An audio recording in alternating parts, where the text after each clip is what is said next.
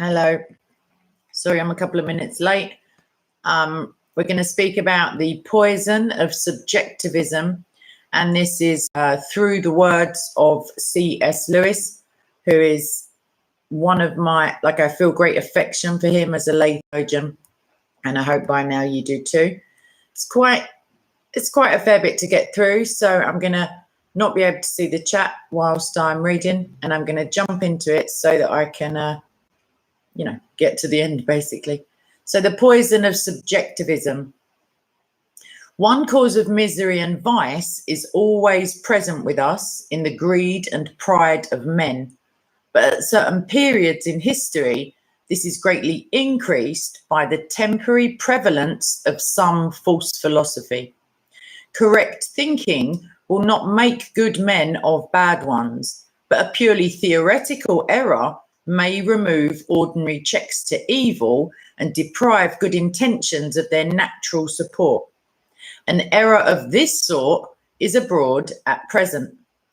I'm not referring to the power philosophies of the totalitarian states, but to something that goes deeper and spreads wider, and which indeed has given these power philosophies their golden opportunity. I am referring to subjectivism. After studying his environment, man has begun to study himself. Up to that point, he had assumed his own reason and through it seen all other things. Now, his own reason has become the object. It is as if we took our eyes out to look at them. Thus studied, his own reason appears to him as the epiphenomena which accompanies chemical or electrical events in a cortex, which is itself the byproduct of a blind evolutionary process. His own logic, hitherto the king, whom events in all possible worlds must obey, becomes merely subjective. There is no reason for supposing that it yields truth. As long as this dethronement refers only to the theoretical reason, it cannot be wholehearted. The scientist has to assume the validity of his own logic. Excuse me. So sorry.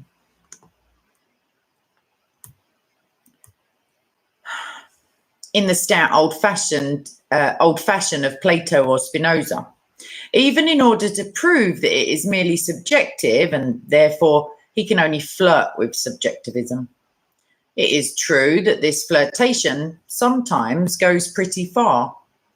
There are modern scientists, I'm told, who have dropped the words truth and reality out of their vocabulary and who hold that the end of their work is not to know what is there, but simply to get practical results. This is no doubt a bad symptom. But in the main, subjectivism is such an uncomfortable yokefellow for research that the danger in this quarter is continually counteracted. But when we turn to practical reason, the ruinous effects are found operating in full force. By practical reason, I mean our judgment of good and evil. If you are surprised that I include this under the heading of reason at all, let me remind you that your surprise is itself one result of the subjectivism I am discussing. Until modern times, no thinker of the first rank ever doubted that our judgments of value were rational judgments, or that what they discovered was objective. It was taken for granted that in temptation, passion was opposed, not to some sentiment, but to reason. Thus Plato thought, thus Aristotle, thus Hooker, Butler, and Dr. Johnson. The modern view is very different. It does not believe that value judgments are really judgments at all. They are sentiments or complexes or attitudes produced in a community by the pressure of its environment and its traditions, and differing from one community to another. To say that a thing is good is merely to express our feelings about it, and our feelings about it Our feeling, about it is the feeling we have been socially conditioned to have. But if this is so, then we might have been conditioned to feel otherwise. Perhaps, thinks the reformer or the educational expert, it would be better if we were. Let us improve our morality. Out of this apparently innocent idea comes the disease that will certainly end our species and, in my view, damn our souls. If it is not crushed, the fatal superstition that men can create values, that a community can choose its ideology as men choose their clothing. Everyone is indignant when he hears the Germans define justice as that which is to the interest of the Third Reich. But it is not always remembered that this indignation is perfectly groundless if we ourselves regard morality as a subjective sentiment to be altered at will. Unless there is some objective standard of good overarching Germans, Japanese, and ourselves alike, whether any of us obey it or not, then of course the Germans are as competent to create their own ideology as we are to create ours. If good and better are terms deriving their sole meaning from the ideology of each people, then of course ideologies themselves cannot be better or worse than one another. Unless the measuring rod is independent of the things measured, we can do no measuring. For the same reason, it is useless to compare the moral ideas of one age with those of another. Progress and decadence are alike meaningless words. All this is so obvious that it amounts to an identical proposition. But how little it is now understood can be gauged from the procedure of the moral reformer who, after saying that good means what we are conditioned to like, goes on cheerfully to consider whether it might be better that we should be conditioned to like something else. What in heaven's name do they mean by better? He usually has at the back of his mind the notion that if he throws over traditional judgment of value, he will find something else, something more real or more solid on which to base a new scheme of values. He will say, for example, we must abandon irrational taboos and base our values on the good of the community, as if the maxim, thou shalt promote the good of the community, were anything more than a polysyllabic variant of do as you would be done by, which has itself no other basis than the old universal value judgment that he claims to be rejecting. Or he will endeavour to base his values on biology and tell us that we must act thus and thus for the preservation of our species. Apparently, he does not anticipate the question, why should the species be preserved? He takes it for granted that it should, because he is really relying on traditional judgments of value. If he were starting, as he pretends, with a clean slate, he could never reach this principle. Sometimes he tries to do so by falling back on instinct. We have an instinct to preserve our species, he may say, but have we? And if we have, who told us that we must obey our instincts? And why should we obey this instinct in the teeth of many others which conflict with the preservation of the species? The reformer knows that some instincts are to be obeyed more than others only because he is judging instincts by a standard. And the standard is, once more, the traditional morality he claims to be superseding. The instincts themselves, obviously, cannot furnish us with grounds for grading the instincts in a hierarchy. If you do not bring a knowledge of their comparative respectability to your study of them, you can never derive it from them. This whole attempt to jettison traditional values as something subjective and to substitute a new scheme of values for them is wrong. It's like trying to lift yourself by your own coat collar. Let us get two propositions written into our minds with indelible ink. Number one, the human mind has no more power of inventing a new value than of planting a new sun in the sky or a new primary colour in the spectrum. Number 2, every attempt to do so consists in arbitrarily selecting some one maxim of traditional morality, isolating it from the rest, and erecting it into an unum necessarium.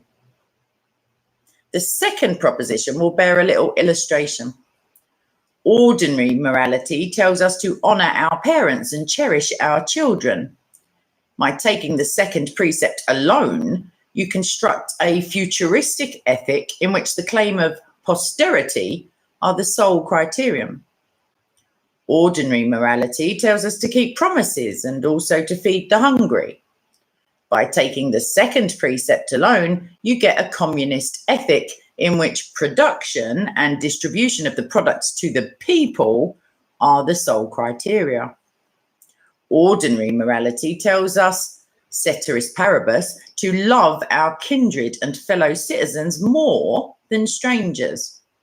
By isolating this precept, you can get either an aristocratic ethic, with the claims of our class as sole criterion, or a racialist ethic where no claims but those of blood are acknowledged. These monomaniac systems are then used as a ground from which to attack traditional morality. But absurdly, since it is from traditional morality alone that they derive such semblance of validity as they possess.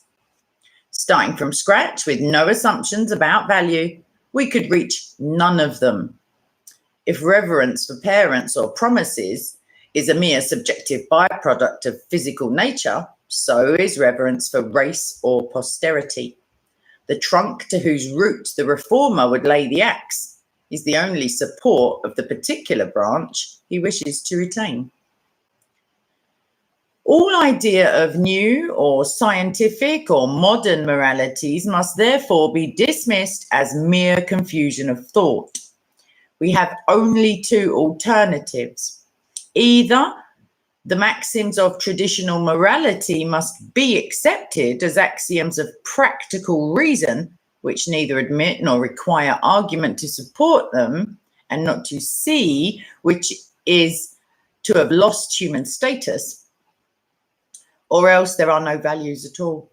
What we mistook for values being projections of irrational emotions.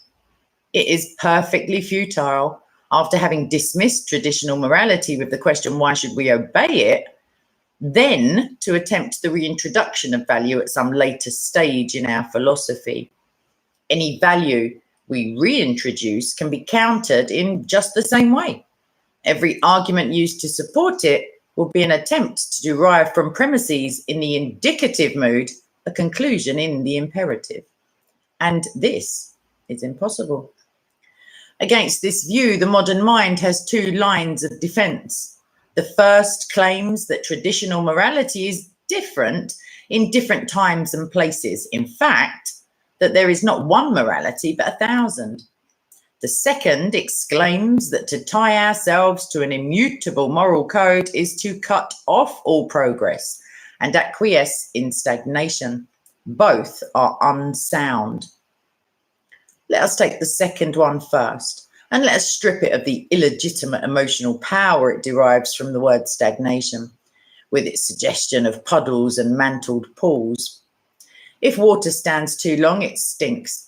To infer thence that whatever stands long must be unwholesome is to be the victim of metaphor. Space does not stink because it has preserved its 3 dimensions from the beginning. The square on the hypotenuse has not gone mouldy by continuing to equal the sum of the squares on the other 2 sides. Love is not dishonoured by constancy. And when we wash our hands, we are seeking stagnation and putting the clock back, artificially restoring our hands to the status quo in which they began the day, and resisting the natural trend of events which would increase their dirtiness steadily from our birth to our death. For the emotive term stagnant, let us substitute the descriptive term permanent. Does a permanent moral standard preclude progress? On the contrary, except on the supposition of a changeless standard, progress is impossible. If good is a fixed point, it is at least possible that we should get nearer and nearer to it. But if the terminus is as mobile as the train, how can the train progress towards it? Our ideas of the good may change, but they cannot change either for the better or worse if there is no absolute and immutable good to which they can recede. We can go on getting a sum more and more nearly right, only if the one perfectly right answer is stagnant. And yet it will be said, I've just admitted that our ideas of good may improve. How is this to be reconciled with the view that traditional morality is a depositum fide which cannot be deserted? The answer can be understood if we compare a real moral advance with a mere innovation. The answer can be understood if we look from the Stoic and Confucian. Do not do to others what you would not like them to do to you. To the Christian, do as you would be done by is a real advance. The morality of Nietzsche is a mere innovation. The first is an advance because no one who did not admit the validity of the old maxim could see reason for accepting the new one. And anyone who accepted the old would at once recognize the new as an extension of the same principle. If he rejected it, he would have to reject it as a superfluity, something that went too far, not as something simply heterogeneous from his own ideas of value. But the Nietzschean ethic can be accepted only if we are ready to scrap traditional morals as a mere error and then to put ourselves in a position where we can find no ground for any value judgments at all. It is the difference between a man who says to us, you like your vegetables moderately fresh. Why not grow your own and have them perfectly fresh? And a man who says, throw away that loaf and try eating bricks and centipedes instead. Real moral advances, in fine, are made from within the existing moral tradition and in the spirit of that tradition and can be understood only in the light of that tradition. The outsider who has rejected the tradition cannot judge them. He has, as Aristotle said, no arche, no premises. And what of the second modern objection? That the ethical standards of different cultures differ so widely that there's no common tradition at all. The answer is that it is a lie, a good, solid, resounding lie. If a man will go into a library and spend a few days with the Encyclopedia of Religion and Ethics, he will soon discover the massive unanimity of the practical reason in man. From the Babylonian hymn to Samos, from the laws of Manu, the Book of the Dead, the Analects, the Stoics, the Platonists, from Australian Aborigines and Redskins, he will collect the same triumphantly monotonous denunciations of oppression, murder, treachery, and falsehood, the same injunctions of kindness to the aged, the young, and the weak, of almsgiving and impartiality and honesty. He may be a little surprised, I certainly was, to find that precepts of mercy are more frequent than precepts of justice. But he'll no longer doubt that there is such a thing as the law of nature. There are, of course, differences. There are even blindnesses in particular cultures, just as there are savages who cannot count up to 20. But the pretense that we are presented with a mere chaos, though no outline of universally accepted value shows through, is, wherever it is, simply false and should be contradicted in season and out of season wherever it is met. Far from finding a chaos, we find exactly what we should expect if good is indeed something objective, and reason the organ whereby it is apprehended. That is, a substantial agreement with considerable local differences of emphasis and perhaps no one code that includes everything. The two grand methods of obscuring this agreement are these. First, you can concentrate on those divergences about sexual morality, which most serious moralists regard as belonging to positive rather than to natural law, but which rouse strong emotions. Differences about the definition of incest or between polygamy and monogamy come under this head. It is untrue to say that the Greeks thought sexual perversion innocent. The continual tittering of Plato is really more evidential than the stern prohibition of Aristotle. Men titter thus only about what they regard as, at least, a peccadillo. The jokes about drunkenness in Pickwick, far from proving that the 19th century English thought it innocent, prove the reverse. There is an enormous difference of degree between the Greek view of perversion and the Christian, but there is not opposition. The second method is to treat as differences in the judgment of value what are really differences in belief about fact. Thus, human sacrifice or persecution of witches are cited as evidence of a radically different morality, but the real difference lies elsewhere. We do not hunt witches because we disbelieve in their existence. We do not kill men to avert pestilence because we do not think pestilence can thus be averted. We do sacrifice men in war, and we do hunt spies and traitors. So far, I have been considering the objections which unbelievers bring against the doctrine of objective value or the law of nature. But in our days, we must be prepared to meet objections from Christians too.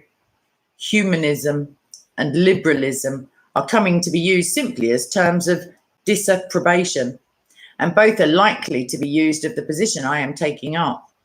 Behind them lurks a real theological problem.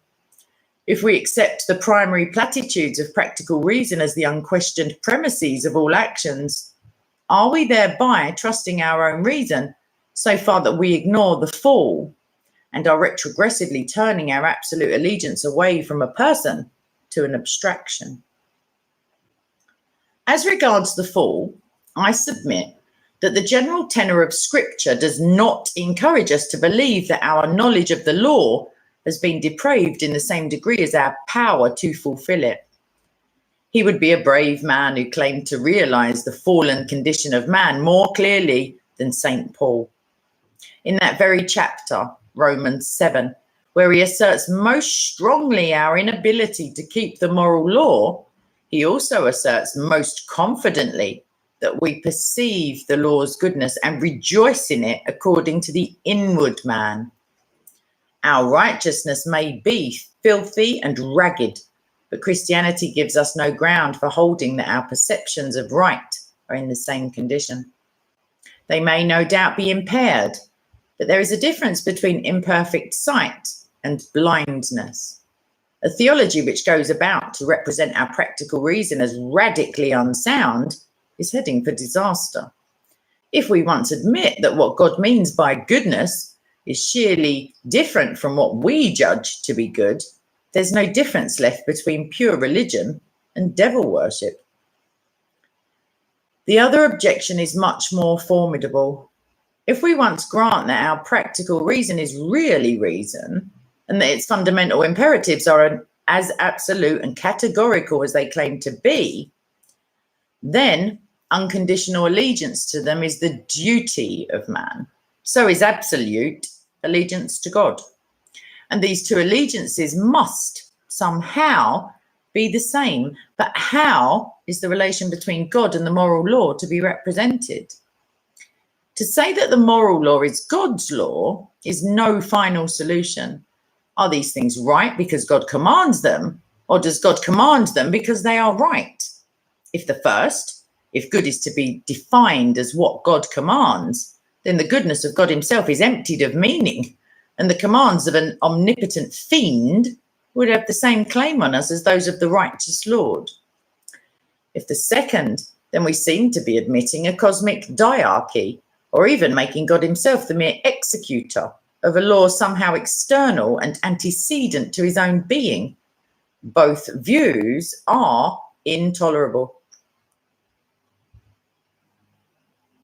At this point, we must remind ourselves that Christian theology does not believe God to be a person. It believes him to be such that in him a trinity of persons is consistent with a unity of deity. In that sense, it believes him to be something very different from a person. Just as a cube in which 6 squares are consistent with a unity of the body, is different from a square. Flatlanders, attempting to imagine a cube, would either imagine the 6 squares coinciding and thus destroying their distinctness, or else imagine them set out side by side and thus destroy the unity. Our difficulties about the Trinity are much of the same kind.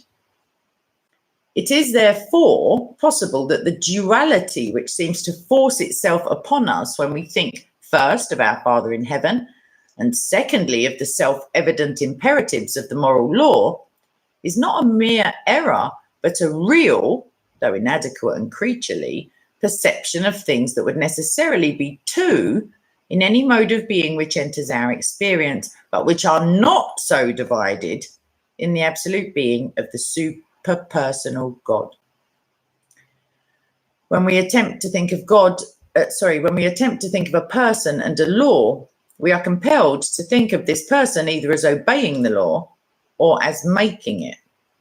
And when we think of him as making it, we are compelled to think of him either as making it in conformity to some yet more ultimate pattern of goodness, in which case that pattern and not he would be supreme, or else as making it arbitrarily by a sic volo, sic jubeo, in which case he would be neither good nor wise. But it's probably just here that our categories betray us. It would be idle, with our merely mortal resources, to attempt a positive correction of our categories. Ambulivire in mirabilibus supra me either, by the way. But it might be permissible to lay down 2 negations, that God neither obeys nor creates the moral law. The good is uncreated. It never could have been otherwise. It has in it no shadow of contingency. It lies, as Plato said, on the other side of existence. It is the Rita of the Hindus, by which the gods themselves are divine, the Tao of the Chinese, from which all realities proceed. But we, favoured beyond the wisest pagans, know what lies beyond existence, what admits no contingency, what lends divinity to all else, what is the ground of all existence, is not simply a law, but also a begetting love, a love begotten, and the love which, being these 2, is also immanent in all those who are caught up to share the unity of their self-caused life. God is not merely good, but goodness. Goodness is not merely divine, but God. These may seem fine-spun speculations, yet I believe that nothing short of this can save us.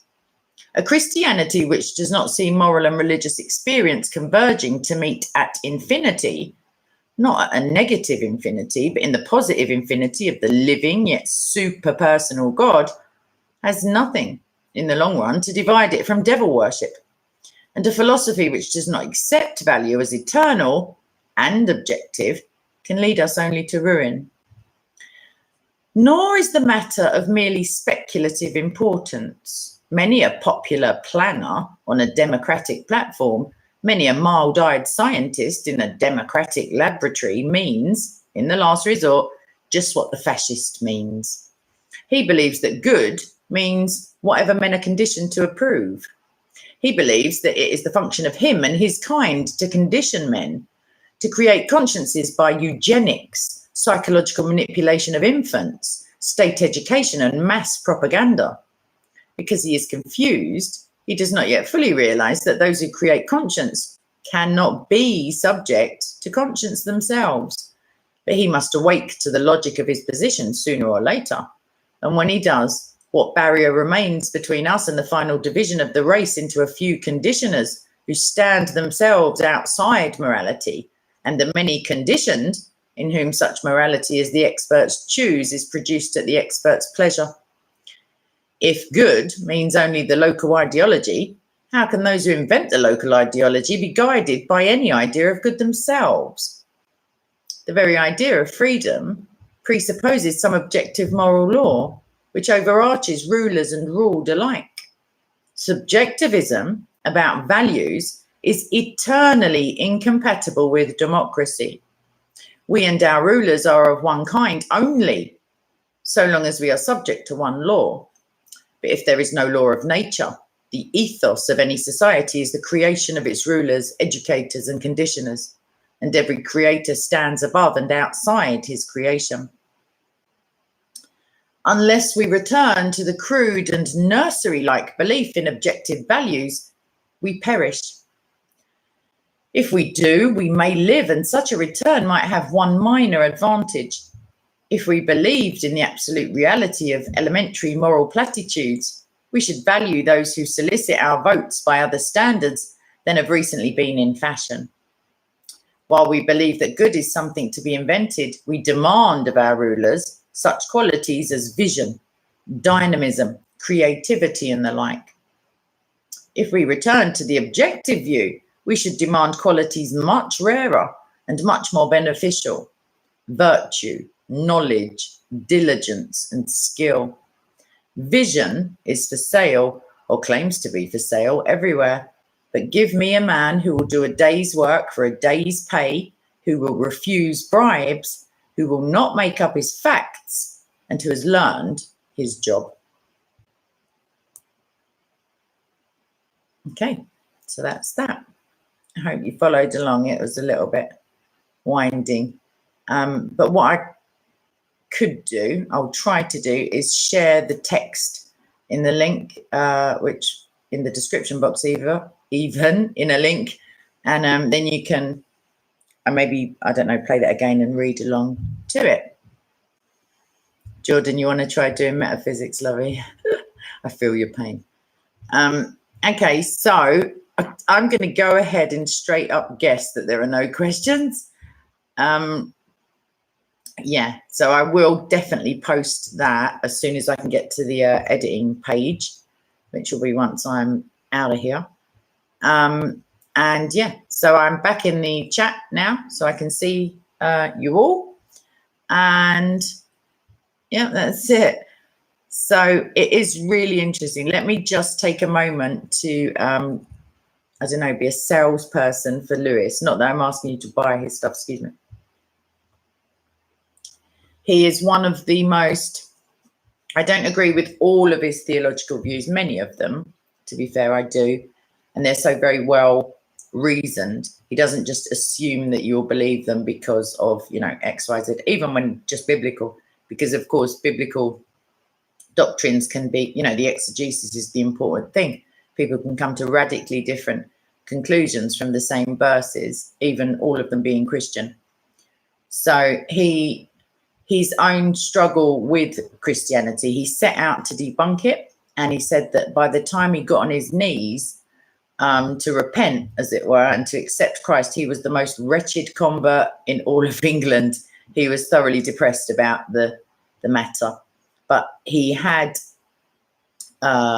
fellows of his, friends of his in Oxford, and they included Tolkien, who you may remember from The Lord of the Rings as being the author. He was a great influence on Lewis in his atheist days, although he never was an evolutionist, very much so, Lewis.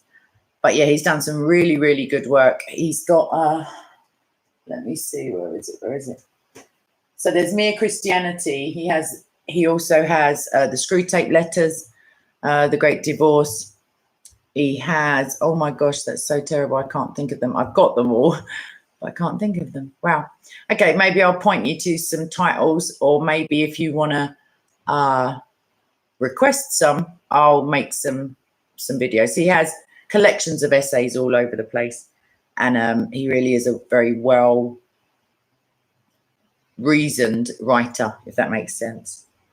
So yeah, Screwtape Letters, I think Jeff, it's my favorite ever book. He almost had a nervous breakdown in the writing of it because he was so diligent in trying to put himself in the position of a demon, and yeah, that was pretty distressing for him. So yeah, yes, Cherokee. The Problem of Pain, well done there, Church, thank you. Oh, that's so awful. I can just sort of see them in my mind.